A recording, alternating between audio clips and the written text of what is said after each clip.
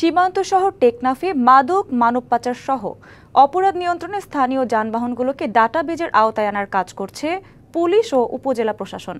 এই উদ্যোগকে স্বাগত জানিয়েছে স্থানীয় ব্যাটারি চালিত টমটম ও সিএনজি অটোরিকশা চালকরা।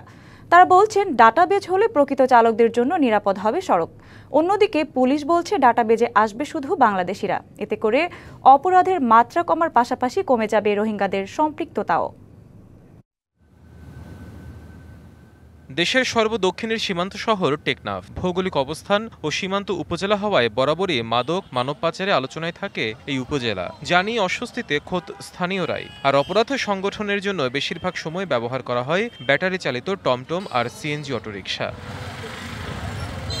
এমন বাস্তবতায় সড়ক ও অলিতে গলিতে ছড়িয়ে পড়া অপরাধের লাগাম টানতে স্থানীয় সিএনজি ও ব্যাটারি চালিত টমটম চালকদের ডাটাবেজের আওতায় আনতে কাজ শুরু করেছে পুলিশ ও উপজেলা প্রশাসন। আমরা উপজেলা প্রশাসনের সাথে মিলে একটা ডাটাবেজ তৈরি করার পরিকল্পনা নিয়েছি, যেখানে শুধু যারা বাঙালি, যাদের এনআইডি কার্ড আছে, ড্রাইভিং লাইসেন্সে, তারা ওই ডাটাবেজে ঢুকবে এবং এই ক্ষেত্রে তারা সহজে কোনো একটা অপহরণ এবং মাদক পাচারের সাথে জড়িত হবে না। যদি জড়িত হয়ে থাকে, আমরা দ্রুত তাদেরকে আইনের আওতায় এবং শনাক্ত করতে সক্ষম হব।